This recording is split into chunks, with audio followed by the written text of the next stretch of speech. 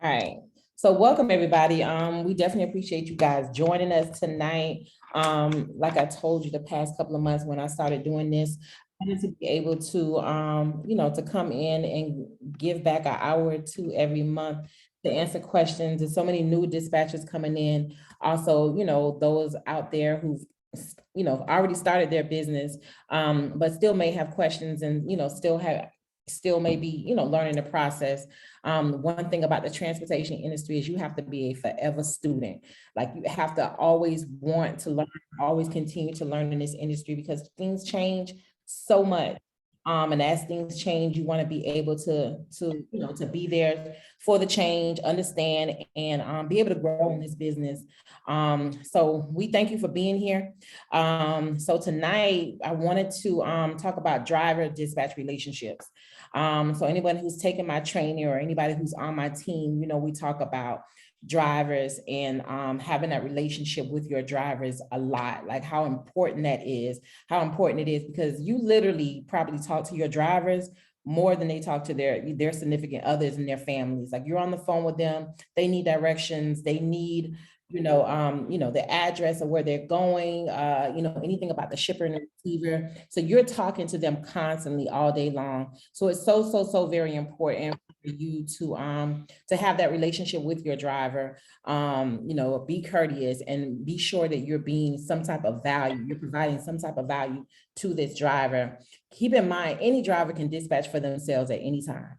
They can, do their thing and dispatch for themselves at any time. But if you're providing some type of value to them, if you're able to, dispatch their loads, make sure they're getting paid on their invoices, provide them with that extra customer service, because no matter what it is, dispatch is a sort of customer service. We're providing a service, and no one wants to talk to a rudely dispatcher. No one wants to talk to someone who can't communicate, and provide that extra service to them. So I wanted to bring on an experienced driver, someone who's been in the game for a long time.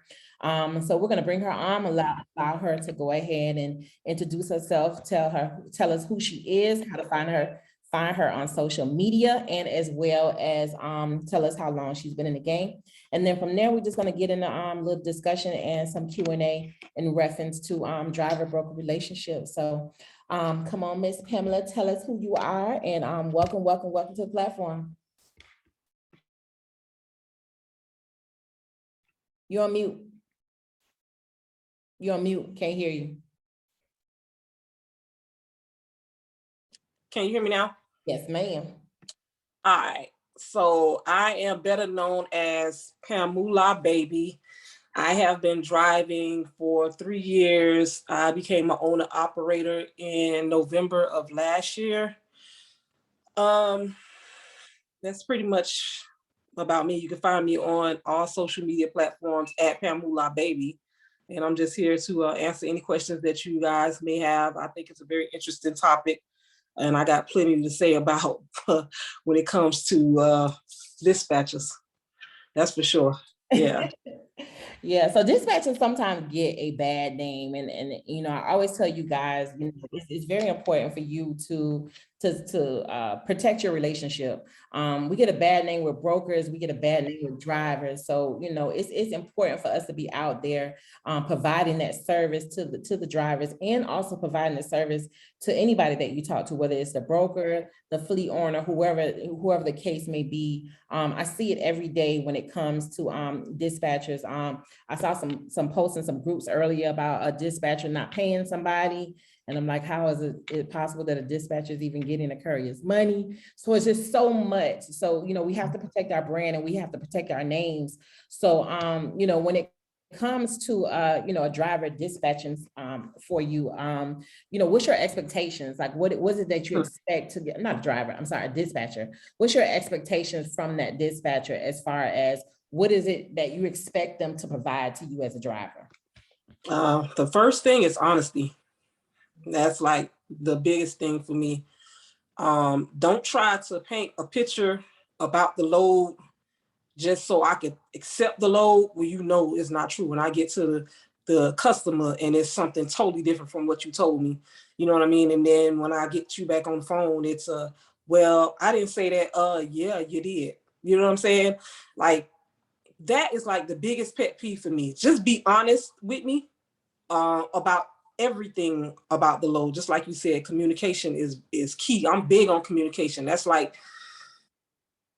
something that, you know, I've learned outside of trucking. So I understand that, and that's what it takes to actually run a business.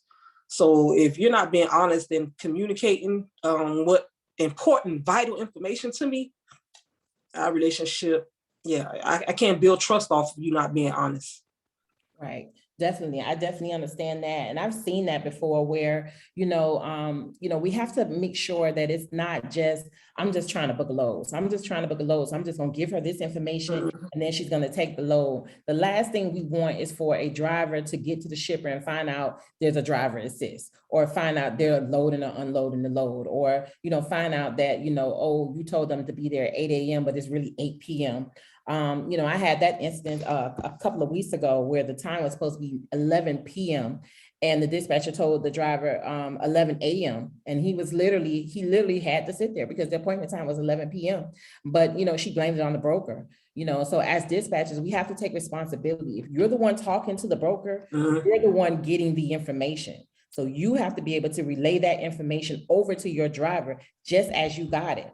And then I always tell people, go back and send an email to that broker as per our conversation. That way now you have it in the email thread so that you have no miscommunication on what the broker did or did not tell you. But, as a dispatcher, you're the one contracted with the driver. So, being honest with that driver is definitely important. And as we go along, if you guys have any questions or comments, be able to go ahead and drop your comments and your questions in the chat section, and we'll make sure that we get that your questions answered as we're going through our discussion.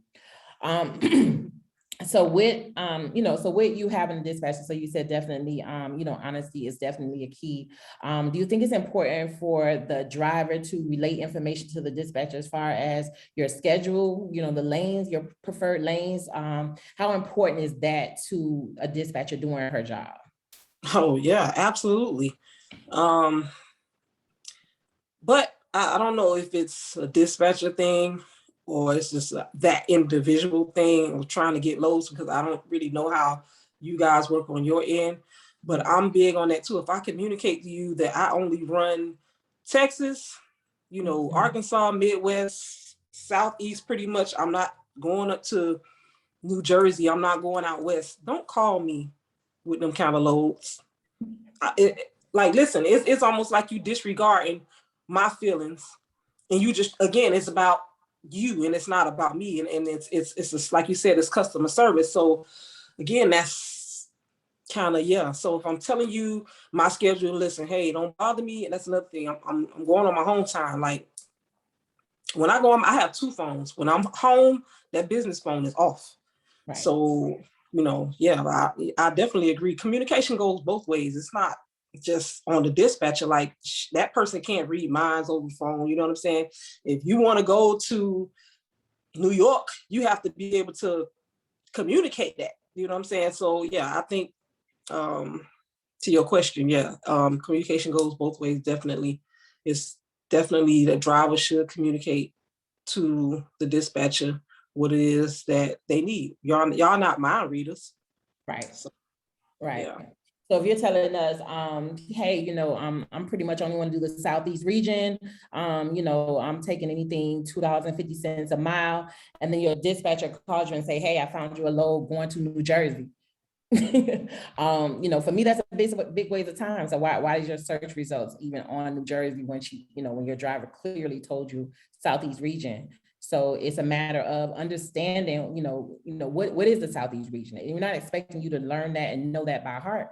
Get you a map so that you can understand what's considered Southeast, or have a deeper conversation with your driver as far as where it is they actually want to go. One thing about dispatching is, we don't get paid until we actually book a load. So if you're over there searching for a load and it's not even something that your driver is even looking for, then you're wasting your time. You spent 20 hours looking for a load going to New Jersey, and she clearly just told you that, I only want to stay Southeast. So now you're like, okay, I got to start all over. But, that communication, will help you stay on task and stay target. Right. And like you said too, I think it's building a rapport and understanding your driver. Because just me personally, during the winter months, there is no amount of money that you can pay me to get me to go out west. You know what I'm saying? So as again, if you understand that, like you said, you're not wasting your time looking for a load, and you calling me saying, "Hey, this load paid $5 a mile," and I don't give a fuck. I mean, I don't know if I can cuss or not. Still not going. Yeah, I'm not going. Like I told you, listen. Some of us, we have our own. How should I say it? Rhyme and reasons for why we do trucking. Not all of us. Money is priority, but my life is more prevalent than that. So yeah, I mean, but yeah.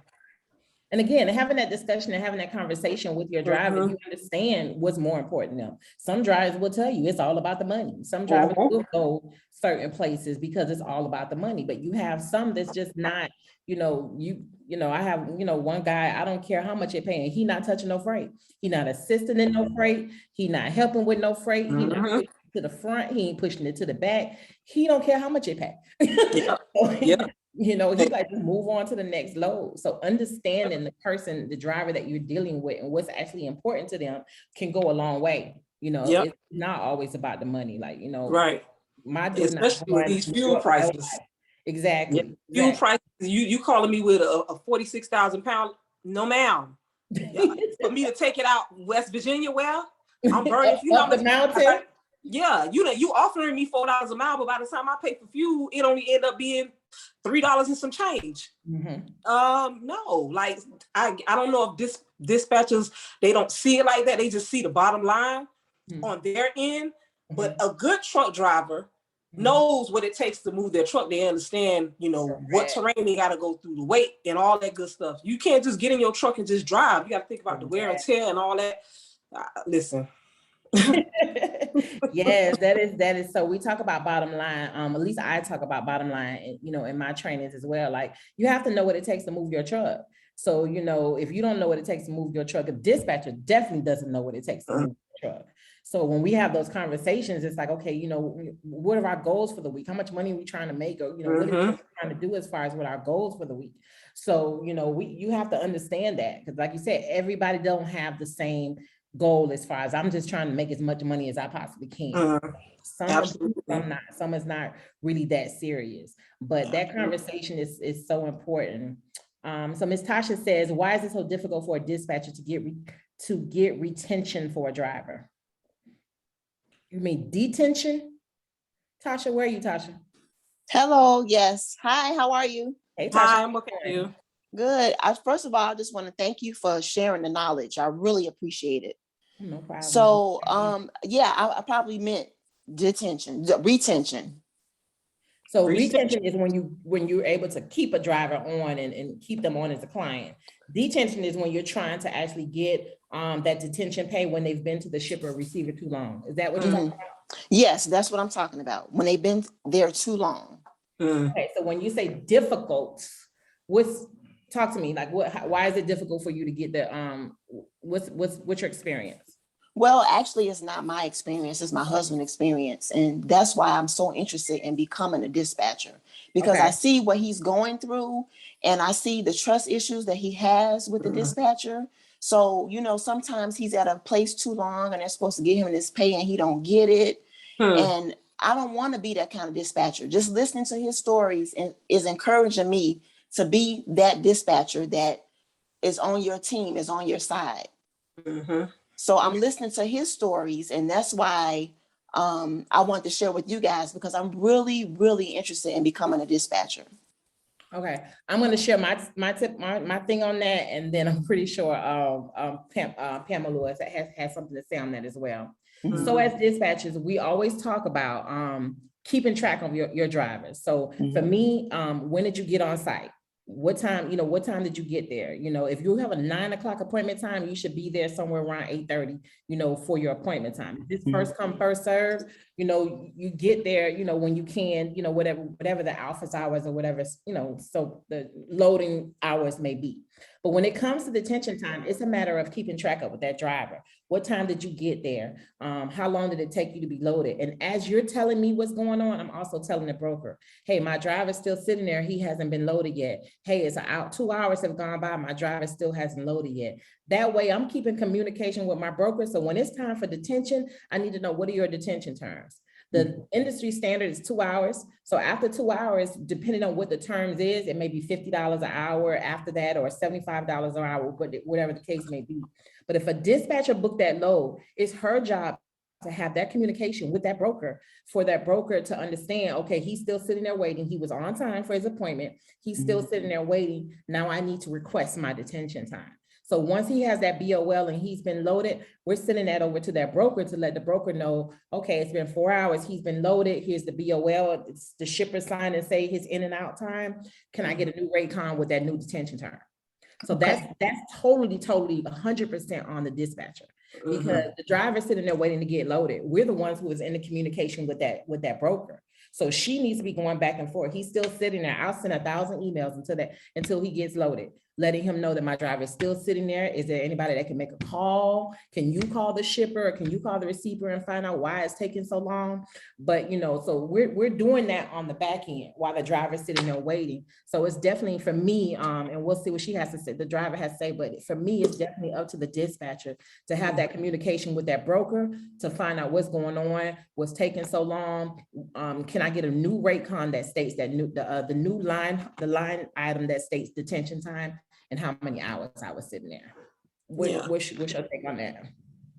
For me, I think that's a question that the driver should be asking before accepting the load, because my understanding, I've seen it where the description of the load, it will say if you're not on time, the customer is not liable for detention pay. So I don't know if that falls back on the broker, because I haven't really experienced that. I'm always on time for my loads. I just ask the right questions, but I have seen that on descriptions on loads. So I believe that it is up to the driver as well to ask those questions before accepting the load. Right. So, and also keep in mind, detention pay will not be paid if the driver is not on time. Right. There's an appointment time. If he's supposed to be there at 9 and he got there at 9:10, you don't qualify for detention. Detention is out the door. You can sit there for 6 hours to wait for a load to be paid, because now you've already late. So you're making their schedule behind. We had that the other day where a driver was like even 20 minutes late. So he had to wait. The guard told him, get behind dock 3, behind those other 3 trucks. And he was like, but I got an appointment. Yeah, but you wasn't here for your appointment time.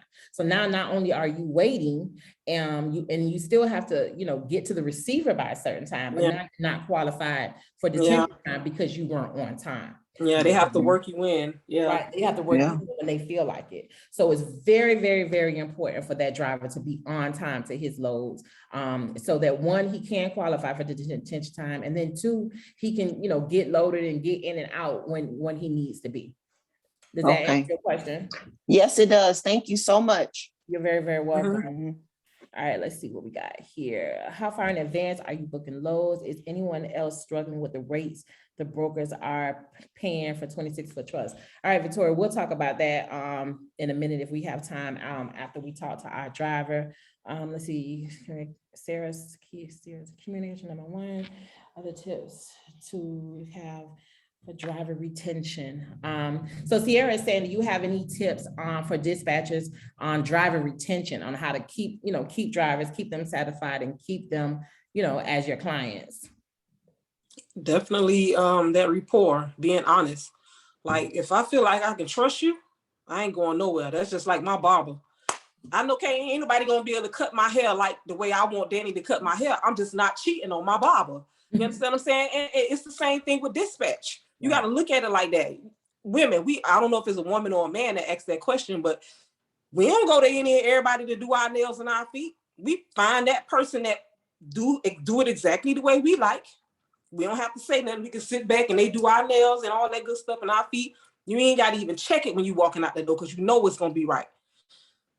If you can get it down pat like that, where I can call you and I can trust you, I know you gave me all the extra information. I ain't got to keep going behind you. Oh, we down like 4 flat tires. I ain't going nowhere. So that's how you keep your drivers being honest, man. Being honest and being real. saying what it is. Don't make 1,001 excuses. Don't do that. Because when I hear excuses, this ain't gonna work for me and you. Because I'm a no nonsense person. You know what I'm saying? And I feel like you playing with my money. And if I feel like you playing with my money, this ain't gonna work. It's just not gonna work. Ain't gonna work. So yeah, be honest. Be honest and be real. Yeah. As you can see, like everything when it comes down to driver relationships comes back to the same thing, comes back to communication and comes back to honesty, you know, because at the end of the day, the driver gonna find out about the load anyway. So just make sure at the end of the day, you giving that driver that decision, giving that option to say whether or not they want to load or not, you know, because they can still take the load based on what you say and then get there to the shipper and find out, oh, you want me to load? Oh no, I ain't taking it. I'm about to get back in my truck and going back about my business. So it's not like, you know, if they don't want the load, they're not going to take it. You know, some drivers will do it because they want to, you know, save face and, you know, things like that. But at the same time, it all falls back to the same thing, like be honest and communicate.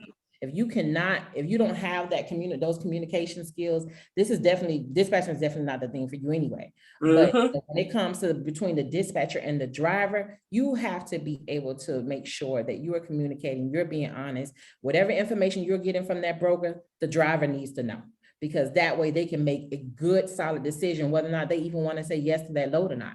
Because at the end of the day, it's up to them. They're the one driving the truck. So it's totally up to a driver at the end of the day whether or not they want to take a load. Yeah, and you only got so many times to say, well, it's the broker, it's the broker, it's the broker.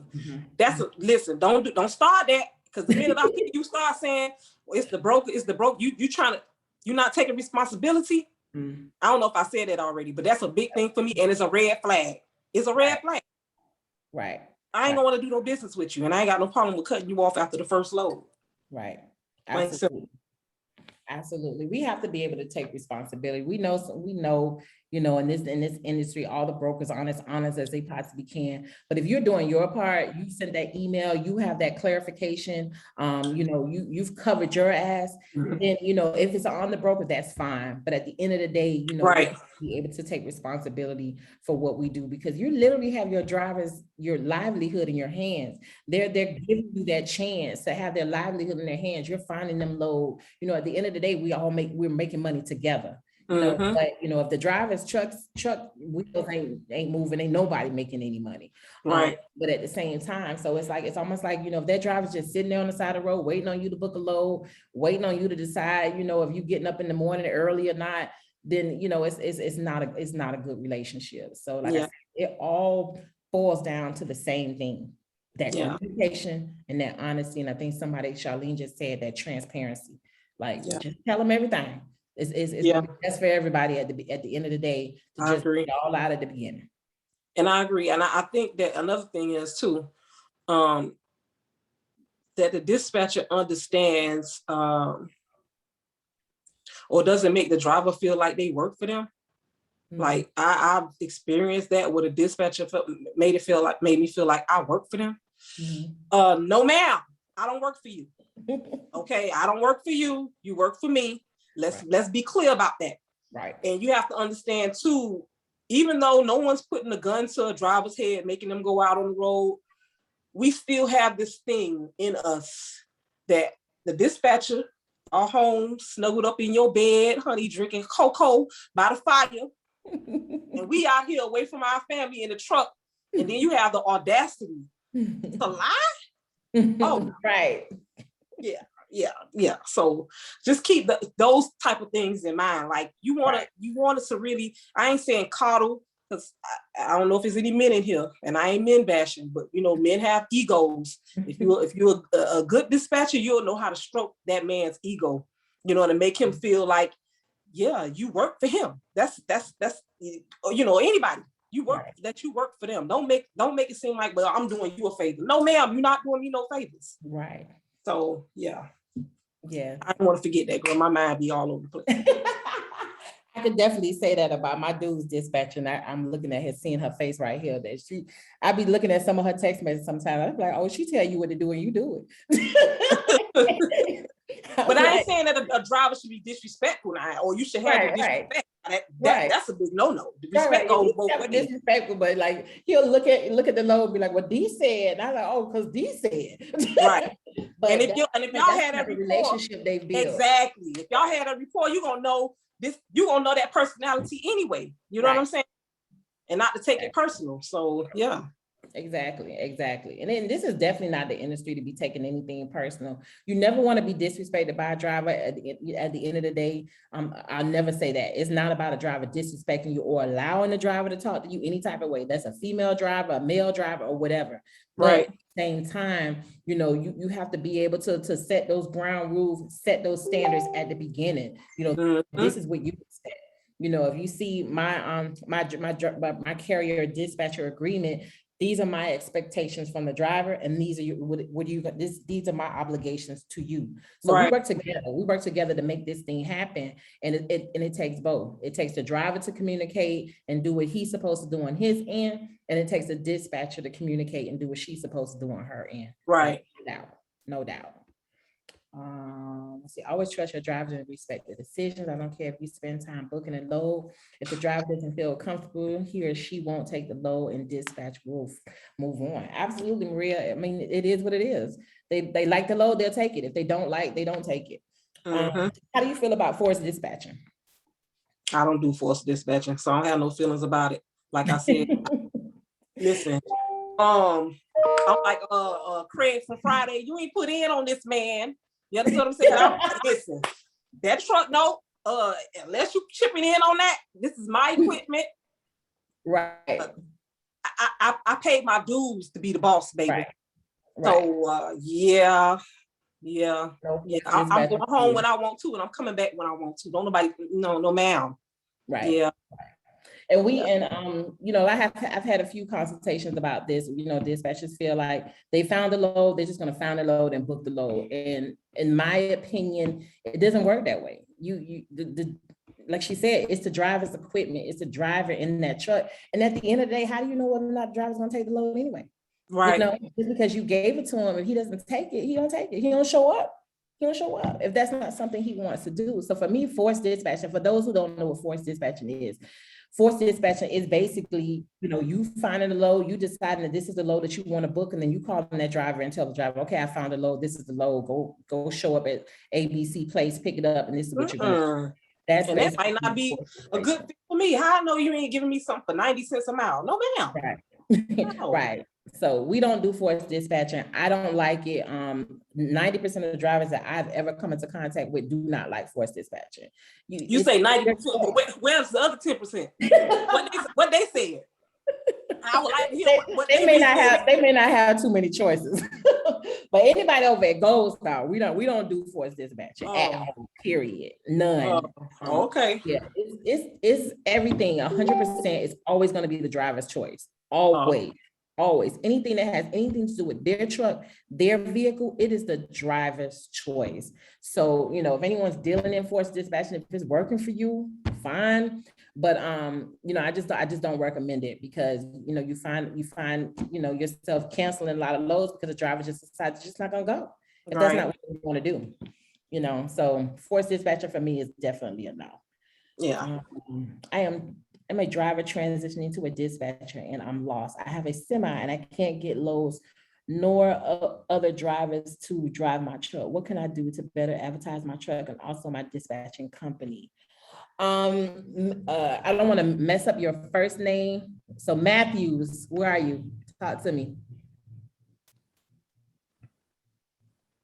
Are you still on here? Last name Matthews? I hate messing up people's names. Maybe she's not on here no more. Let's see. I can't go through all these names. So Matthews, that just answered that question. Yes, I will not let. Oh, wait, you have to unmute. Unmute your mic. It should be an option for you to unmute your mic. I see you, but you're still muted.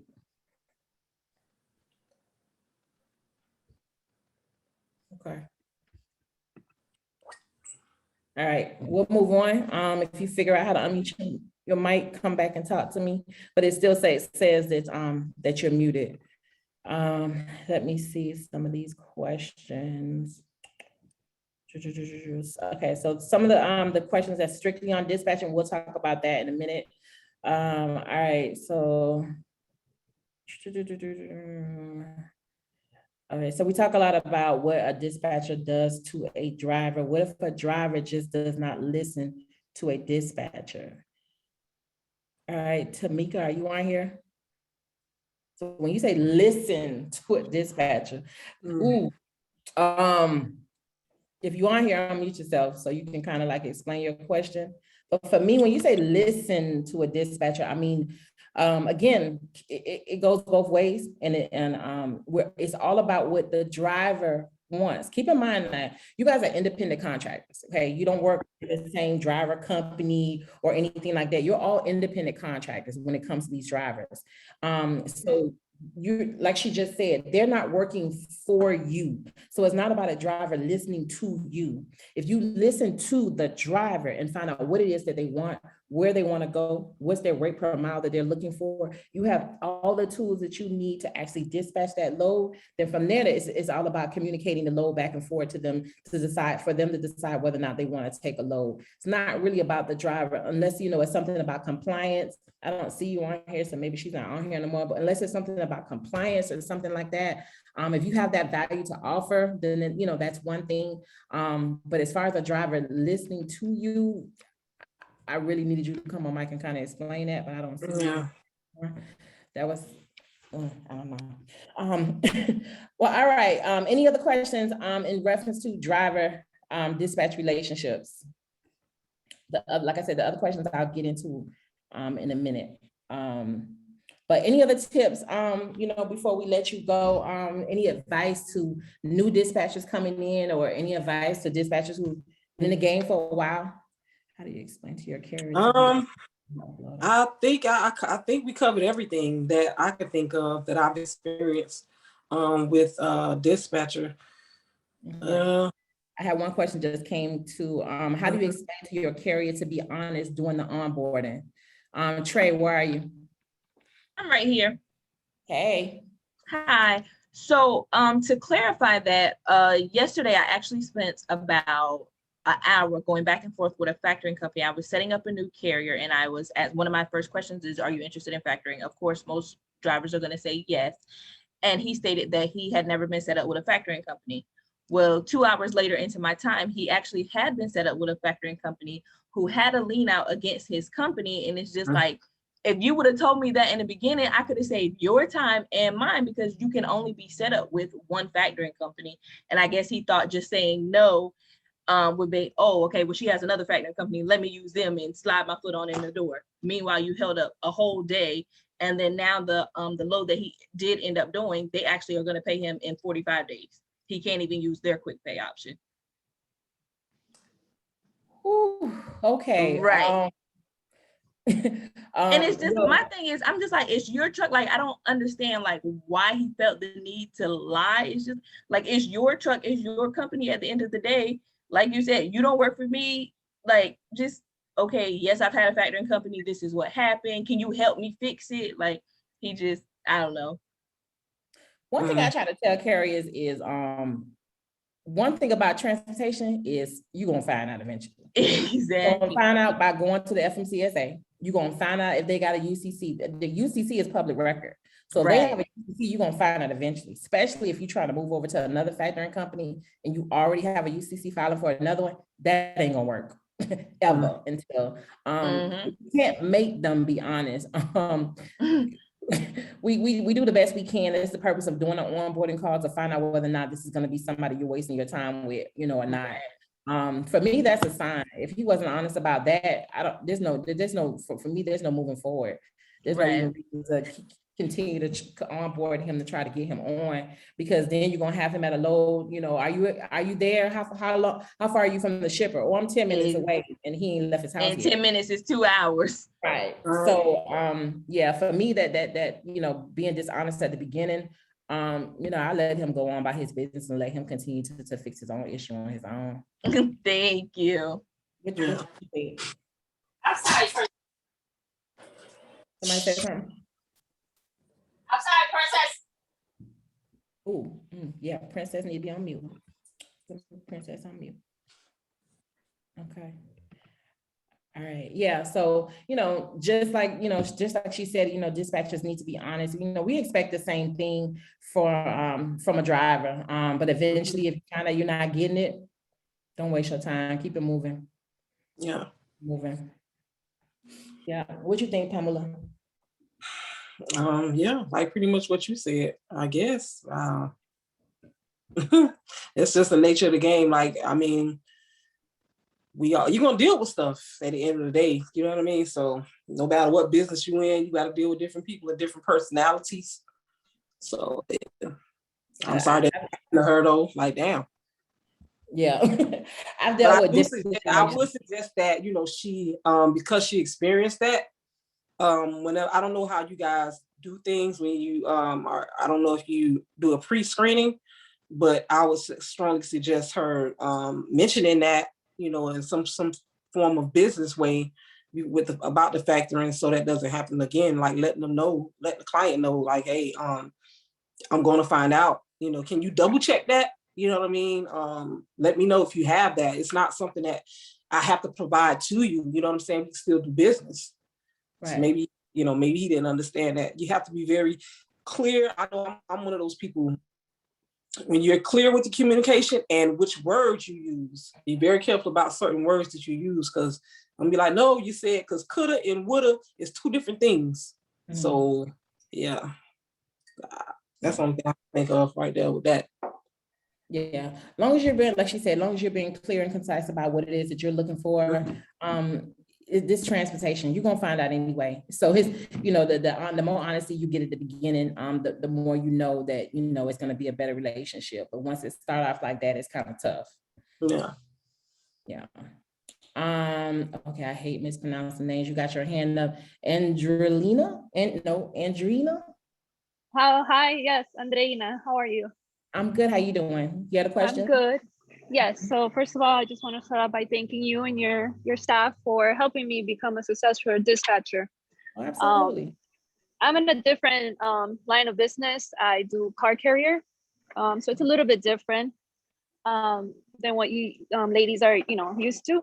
But my question is, I've had the experience before where I get treated differently when I dispatch from a company that's based out of Miami compared to one that's based out of Douglasville, Georgia.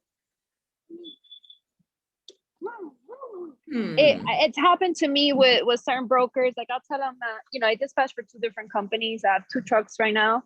And when I call, then, I give them Miami, they're like, okay, well, we'll call you back. Or I hear like more defensive tones. But then when I call out of Douglasville, Georgia, they're a little bit more friendlier. I don't know if Miami, because of the reputation that it has something to do with it. Hey. Yeah, I don't know. I don't know, she don't know. I'm from Miami, Florida. I live in Miami, Florida. That's my city. Me too. I live right here in Homestead, and I've had that experience before, and it's kind of like, why? Now, yeah, you kind of got me on that one. I know dispatchers in Miami did not have any issues with, dispatcher. Is it you, the people in Miami, are the brokers located in Miami that you're calling? Is that what you're saying? Or they just don't like the fact different that you're brokers calling from Miami? Different brokers. So I've had that experience before, maybe just, I don't know, lucky out of one, I guess. Okay. But yeah, I just finished setting up my other trucker. And with his truck and insurance, and girl, $4,000 for insurance. He couldn't believe it, but there was a couple of things on his record. 4,000 a month? I thought it. Oh, a month? A month, yeah. I have another. I thought you were talking about down. Right. No. Ooh, yeah. Yeah. You don't have another profession? I'm just playing. No, that's a lot of money. That's a lot of money. He might want to try to get a few extra posts. Yeah, I have one that pays 25. So if you guys know of any suggestions for what I can help him with, what type of vehicle? Insurance. Well, he has a Volvo with an 8-car trailer. and he's Okay. a first-time CDL holder, along with a couple things on his NVR. Okay. Yeah. I mean, I would still try to get a few more quotes, but yeah, that's if he already has a messed up NVR, that's gonna be tough. Okay. Yeah. Well, thank you, ladies, so much. Good luck to Appreciate you. Definitely reach out to me. I want to learn a little bit more about why Miami girl can't get no love over there, honey. Oh my God, tell me. Question, since I have you on the line, you're coming to Miami. And what time does the seminar end? Because I have kids that I have to pick up, and it's kind of far from where I'm at. So I was wondering if the time on that. It's from 10 to 1. Typically, I mean, depending on how many questions is, we go over a little bit, but it starts at 10 and it ends at 1. Okay, well, I'll see you out there. Thank you so much. All right, see you in Miami. All right, girl. Bye. Mr. Winston, how can we help you today? How you doing? I'm good, how are you? I'm doing well. I got a question as far as your process. So once you've already did the onboarding and you got the carrier's requirements as far as where they want to go, rates and things of that, etc. When you call the broker and you're about to book a load, are you telling me you put the broker on hold and you check with the driver? Absolutely. If they want I to either take put the that broker load? on hold, or I'm texting the driver at the same time while I'm talking to that broker. Or I'll tell the broker, I'll call you right back. At the end of the day, a broker's not holding the load for anybody.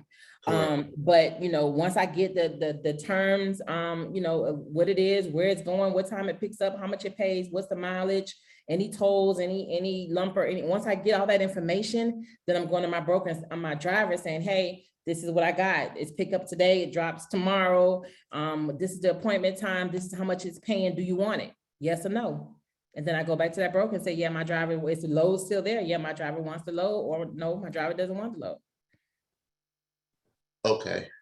So if you just book it, at that point, you consider that forced dispatching. If I just book it without the permission, then I run the risk of going to my driver. My driver's like, nah, yeah, I don't want that load. So now we're canceling load. Canceling a load may get you a freight guard on your MC. And freight, it's not really, we really don't want to cancel load. So we want to make sure we have that confirmation from that driver saying that, yeah, I want to book that load before we just go ahead and book it. But yeah, that's considered forced dispatching. Well, it's considered forced dispatching if I go ahead and book it and then I tell the driver, hey, I just went ahead and booked it anyway. I'm going to send you the information. Like, he hasn't approved it saying that, yeah, I do want to take that load. Okay, gotcha. That's like me calling on the load. I booked the load, I can't get Pamulah on the phone. So I just booked the load. I said, I'm just gonna go ahead and book it. And then when she finally calls back, I say, I just booked the load anyway. And then she's like, well, yeah, I don't want that load. I don't want it. So now it's like I'm forcing her to take the load, or I got to turn around and cancel it. Mhm. Okay, but if the load met everything as far as their criteria of where they wanted to go, all the stuff is covered in the onboarding process. Absolutely. And I don't see what. What if she didn't have enough hours?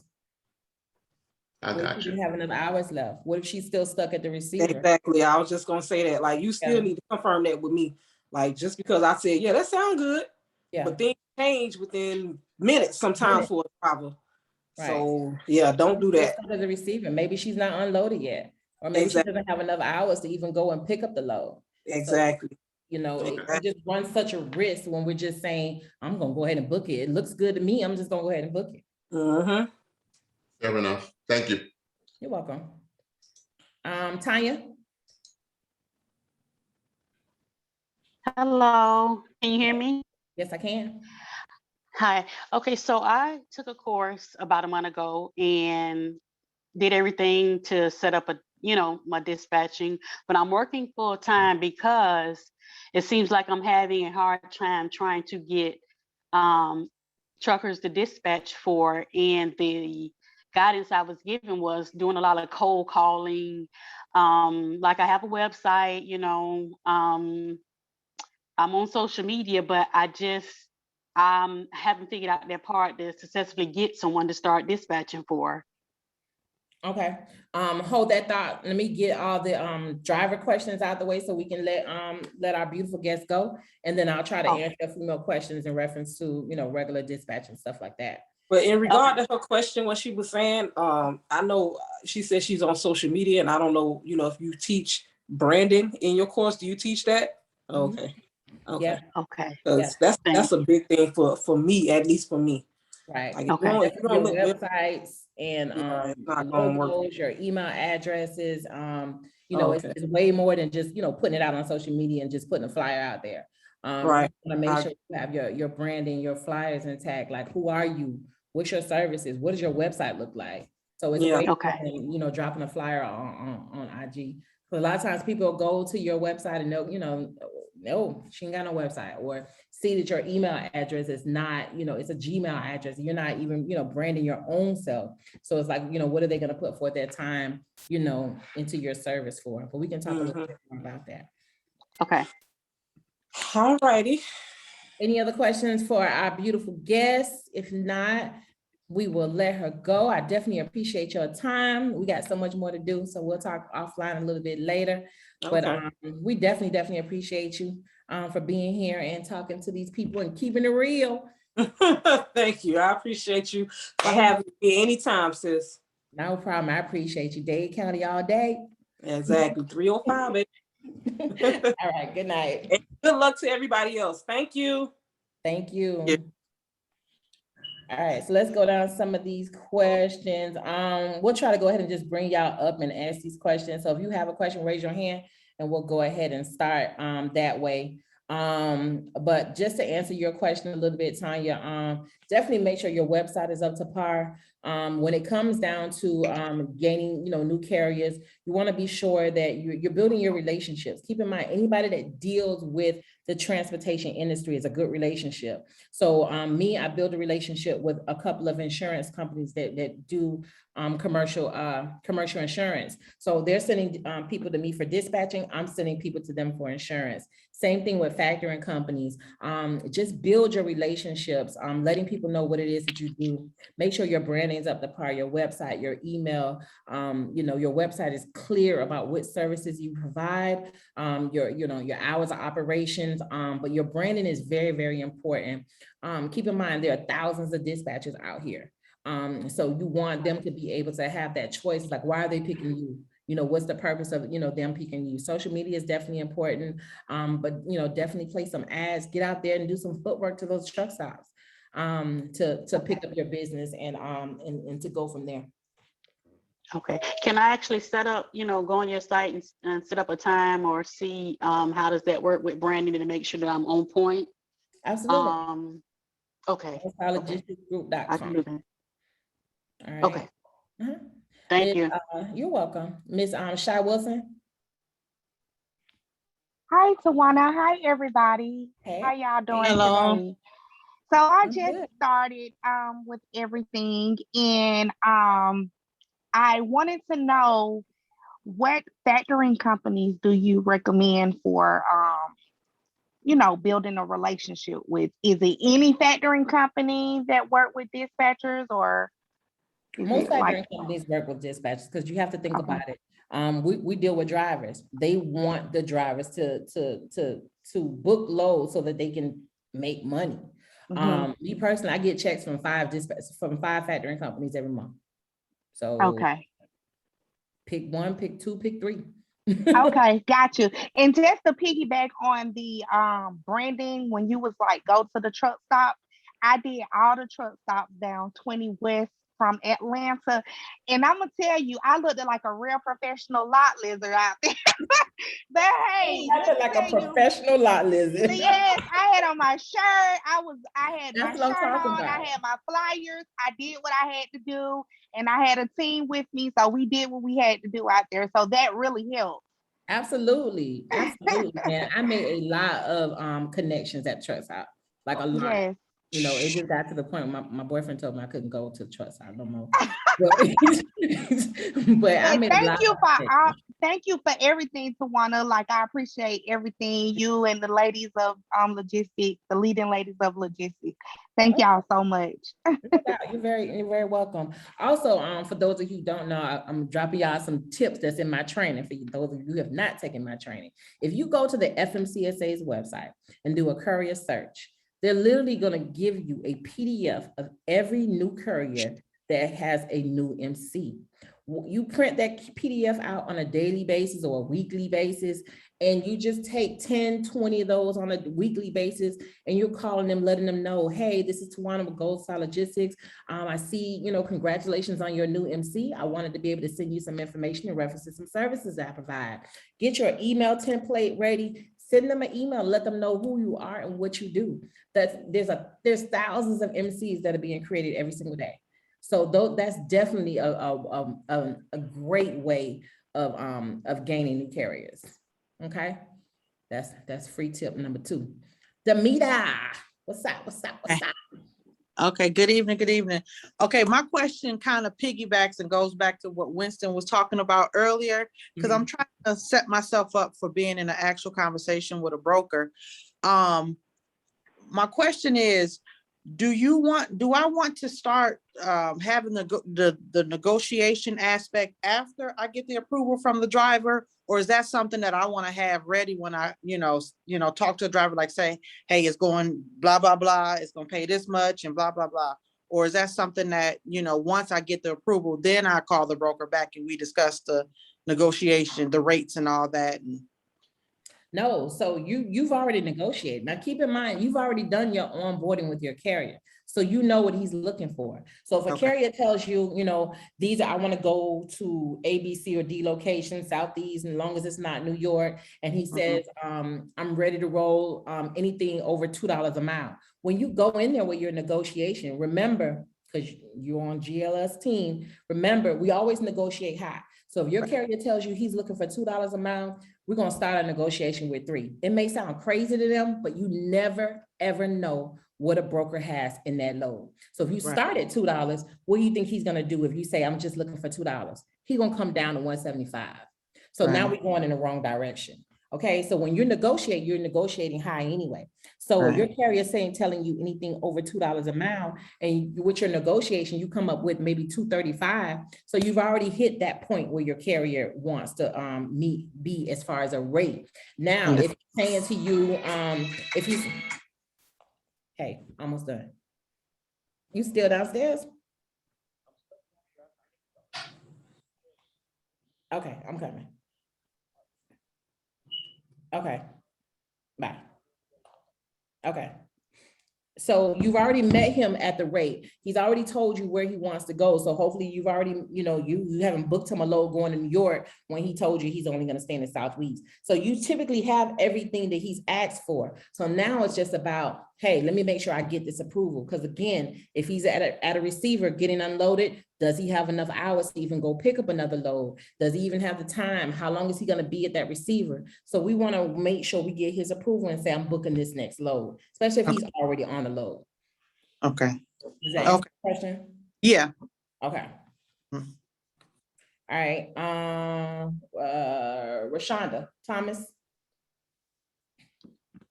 Thank you so much for taking the time out to do this and to help us with this.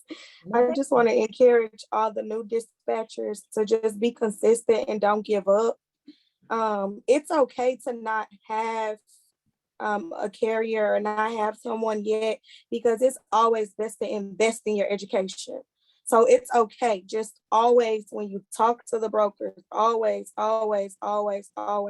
go in asking for $3. I don't care if the people are brand new, 30-day authority, 60-day authority, 90-day authorities, because I have 2 box truck drivers, straight box truck drivers right now.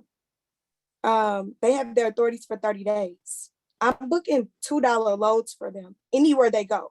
So when you see in those Facebook group chats and everybody be saying it's not possible, it's possible.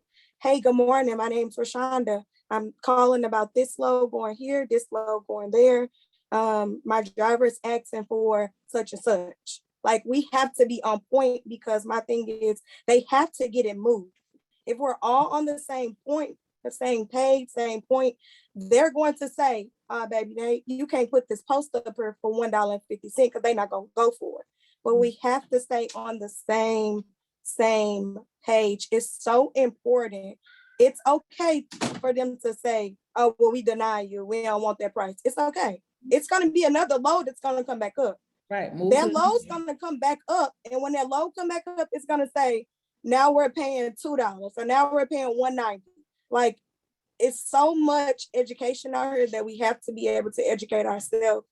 You have to invest in yourself. Invest, invest, invest. It's okay to be denied, but we have to start off with $2.50, $3. It's out there. I'm telling you. They're going to give it to you. If we all say no to 105,000 miles and they giving it to you for 1,000, if we all say no, they have to put it out there and say, look, they want more. We can't move this product because they're asking for more. So that's just important. But you guys got it. I'm telling you, y'all got it. Keep being consistent and keep going. Thank you so much for this video and this time. Ladies, I got it. I'm telling you, got it. Thank you. Appreciate the encouragement. They need it. You. But keep in mind also one thing she said, at the end of the day, the last thing, and this is coming from a broker/agent point of view, the last thing that a broker wants to do is to call a shipper and tell that shipper, I was not able to move your freight. They rather give you more money on that load versus calling that shipper and saying, I can't move your freight. Because if they lose the shipper, then that's an issue for their pockets. But if they give you more money, they got the volume. So if I give you more money on this load, I still got 9 other loads I just made money off from those carriers that just came in for $1.50, knowing I got $5 a mile on the load. I've seen so many rates from TQL that the shipper's paying them $5 a mile, $6 a mile, but they're telling you all they got in it is $1.50, or all they got in it is $1.85. So if you stand your grounds with the load, then, don't take it and keep it moving. Promise you, you're either going to get people that's going to call you back. The broker will call you back and say, okay, I just found some more money in the load. It just fell out the sky. It's just like raining dollars. It just fell out the sky all of a sudden. So just stand your ground, because the last thing that you cannot do as a broker is call that shipper back, especially at the last minute, and tell them I can't move your freight. Because they're gonna go to somewhere else to get their load moved. All right, I'll take a few more questions and then I gotta get out of here. Miss Carol Shabazz, where are ya? Yes, ma'am. How you doing? Can you hear me? I can. Can you hear me? Okay. I feel like I'm super loud. I'm sorry. Oh, I was gonna ask Pamela when she was on, like when you're doing your cold calls, what is that one thing that can just reel them in? Because so many times I'm close to it and they're like, yeah, I'm interested. And then I don't get the package back. And I'm like, what did I do? So I've done it with a couple of like even the same pitch. One time it will work and one time it won't. And I know sometimes, is it a luck of the draw, or is there some kind of way to like really reel them in? Is there some kind of key? It's all gonna be based on that carrier, because of course everybody is different. It's all gonna be based on that carrier. Sometimes they already have their mind made up that they're gonna dispatch themselves. Sometimes it's about the rate. Definitely do your follow-ups. You should be following up with everybody at least within 30 days. So if you talk to somebody today, you follow up again with them in 7 days. You follow up again with them another 7 days. At least put them in a 30-day cycle where for at least for 30 days, you're continuing to send them emails and follow up. But be consistent, and you're not going to get them all. That same pitch will work on 4 or 5 people, but then again, that same, you go to the next person and they're not even interested in hearing it.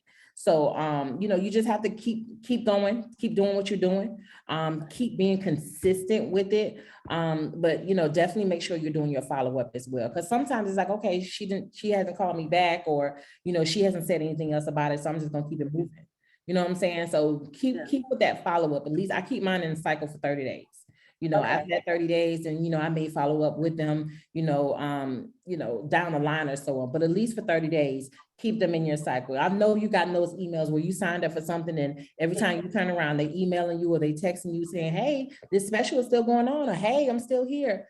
Be that same person. Be persistent, because that way they know when it comes to booking those loads, you're going to give them that same energy. Okay, great. Okay. Thank you. You're welcome. Candace, did I go to you, Candace Howard? No, I just have a really quick question. Mm-hmm. Well, I guess it's almost more like an statement. So here recently, I've been getting a lot of feedback from brokers saying that it's that they would say, well, we don't want to do double brokering or something like that.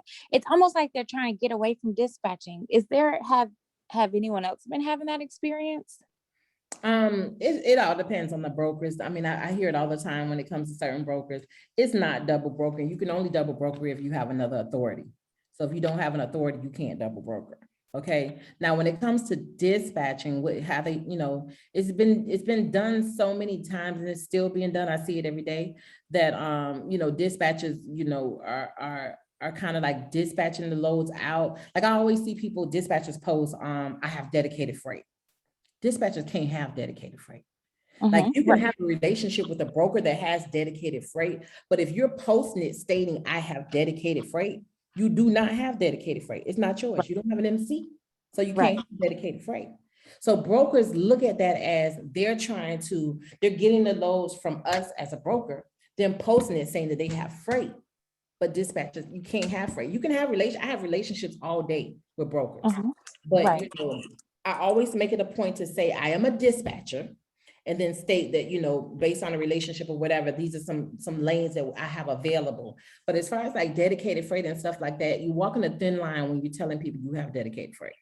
So, brokers look at dispatchers as like that middle person that's kind of taken from them. But at the end of the day, we're really not taking anything from them as far as, money wise. We're hired by the courier to provide a service so that they can focus on just driving. So we can't really broker freight. And but also I also see dispatchers who are also brokers or freight agents, so they have an authority. The mistake people make there is that they're dispatching on this side, but they also have a broker authority because they're trying to get into brokerage and they have it all on the same address. So when I look you up, you're like, okay, she has a brokerage and she has a dispatcher. I don't want to mess with her. I don't deal with her because she could be trying to broker my freight on her broker side. So this is why, we always tell you that if you plan on moving on to a brokerage or anything like that, you got to keep that type of stuff separate. Because when they start looking at you, they're looking like, okay, she's a broker. Why is she calling a broker for a load?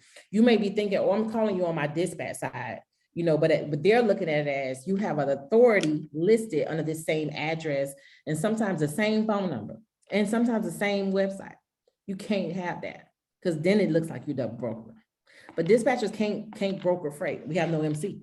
And see, all I have is so one of my main load boards I use is Selectives. And so most of the loads on there is just based off email. A lot of them will tell you in the comments, don't call, only email. Okay. So it's not like I'm giving them any of my information to be able to make that type of assumption. Let me tell you about Selectives. This is where people go wrong and this is how people get kicked off Selectives. So Selectives is made for a courier. So I'm pretty sure you've seen that where, when you're using Selectives for multiple MCs.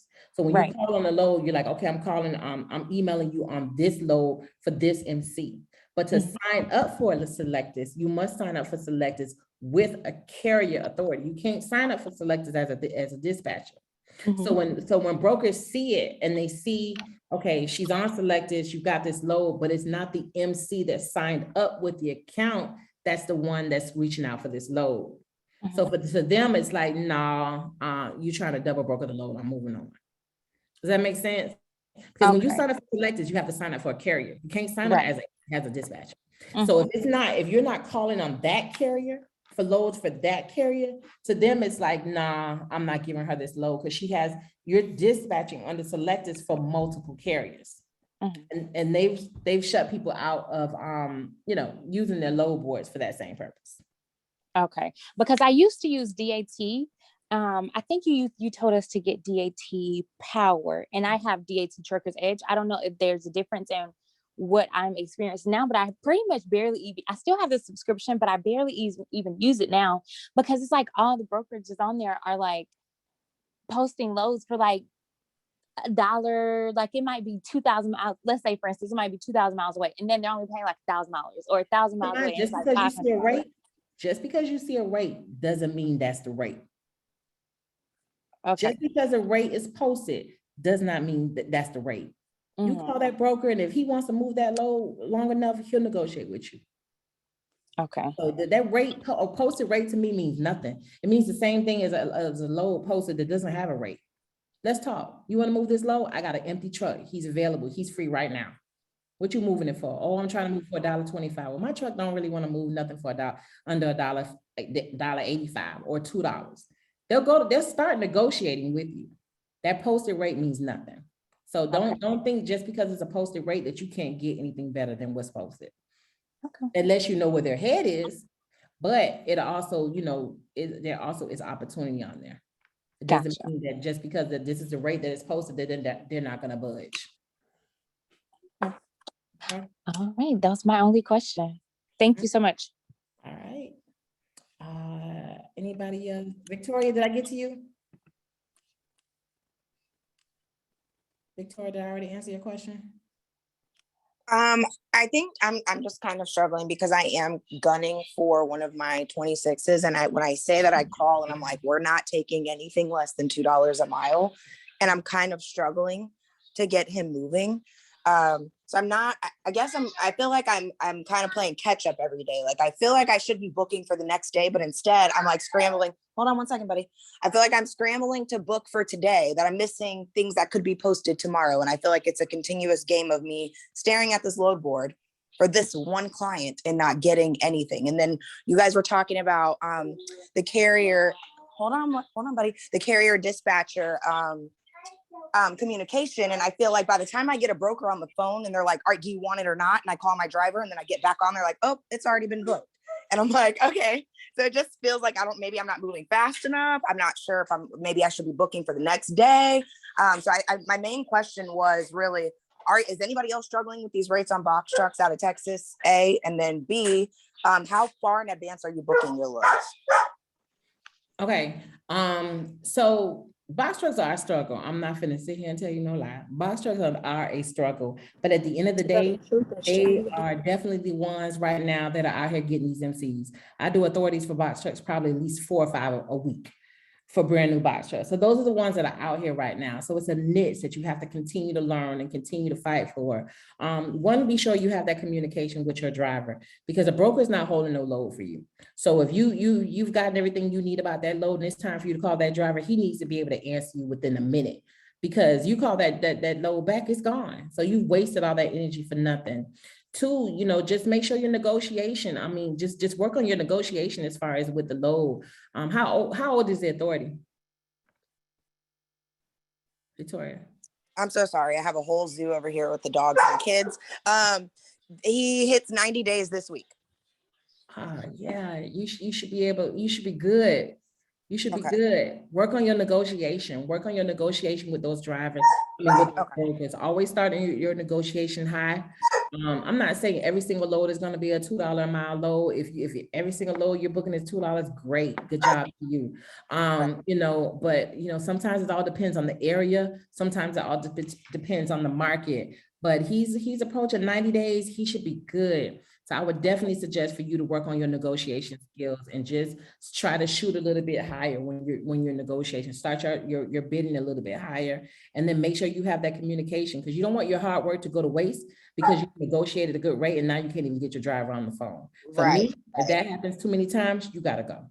Put you to the back burner. I'm not even looking for a load for you right now no more. Okay, I got it. Thank you. Can I say something also? And also, one of the things that I've learned that I was trained to do is that when you get your broker on the phone and you're negotiating your rate and you need to talk to your driver, do a 3-way. Don't hang up. Don't let them get off the phone. Because if you let them get off the phone, they're gonna be talking to another carrier. Right, they're talking to somebody else, so they're gonna let the load go. Right, that's where I'm like, can you hold? I normally will say, can you hold? I'm just confirming with the driver, and then by the time I flip back over, they either hung up or they put me on hold. Patch them in. You patch them in together, and I usually be like, so and so here is Terry or Thad or Shy on the phone, and then we talk from then. So whenever I call my driver and I'm like, hold on, don't hang up. Right. And I connect everyone, because if you let them go, your load is gone. It's gone. Period. Right. Okay, I'll try that then. Thank you guys. You're welcome. All right, I got time for one more question. Ms. Sean. Am I saying your name right? I'm sorry. I couldn't get my phone off of mute. I just have a question. Could you explain the difference again between a a freight agent and a dispatcher? A freight agent works for a brokerage, and they're brokering freight. They just broker. They're just not the ones that hold the broker authority. So they work under a brokerage as just an agent. It's almost like if you go to Toyota, Toyota has a whole bunch of sales agents that sell their cars. So it's the same thing. We're freight agents that work for that brokerage, but we don't hold all the financial responsibility like the surety bond. All that is actually held with the actual broker. Okay, thank you. And the dispatcher has no authorities. For those who are keeping up with all the legislations, they are trying to regulate dispatchers, and I honestly hope they do regulate dispatchers. I do hope they make us get authorities insurance, because it'll definitely set the difference and set the tone for what's going on out there. So that it has not been passed. But it definitely is something that they've been talking about for years, to get regulated. But as of right now, as a dispatcher, you do not have to have authority or insurance in order to dispatch freight. Okay. Does that answer your question? Yes, thank you. All right, Miss Jackie, I'll take your last question and then we're gonna wrap it up. Mine is just real to say thank you. I just want to thank you so much and thank the ladies. I mean, you guys have just dropped some really wonderful nuggets. And Ms. Tawana, you are just the bomb. Oh, thank you. Thank you so much. I mean, you have poured so much in us. And I mean, I took your class in July and I'm still setting up my company because I do plan to take one of your mentoring, because this is like a totally new industry for me. And I mean, these ladies and you have just dropped so many wonderful nuggets. I'm just taking it all in. So I just want to say thank you. You're very welcome. You're very welcome. I'm glad I can be. I mean, I know there's a lot of courses and different things out there. So, that's why I try to do this at least once a month to answer as many questions as I possibly can. It's not easy, but if this is where you want to be, if this is the field you want to be in, I promise you it's worth it. Worth it. But it's not the easiest thing. You just have to put in some time. Nothing is easy, Ms. Tawana. Nothing that's worth is easy. So just having having you ladies, that's just dropping really great nuggets. It's so helpful, and I just appreciate it. And I appreciate all of you guys. And I just wanted to say that, I really do. Appreciate it. Thank you. You're very welcome. I'm glad to be able to do it. Thank you. But I appreciate you guys for tuning in tonight. I hope I was able to answer some questions. I hope I was able to provide some clarity. One thing about me, I am an expert at absolutely nothing. I'm a student every single day in this industry. I learn, because this is my legacy. This is where I plan on being like forever. I quit my 6-figure job at Emory University to do this full time. So ain't no going back. I mean, I tried. I fill out the application and they ain't caught me back. No, I'm just playing. But so ain't no going back for me. So this is it. So, like I tell everybody who comes through my training, anybody who asks me if this is something you want to do, I promise you, if you put in the work to learn it and make it happen, it can happen. So for those of you that I'm going to see in Miami, I look forward to seeing you guys at the class. My next virtual training is August the 29th, I think next Sunday.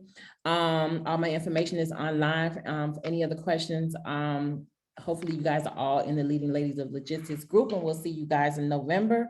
But other than that, I thank you guys for being here, and we'll see you next month. Thank you.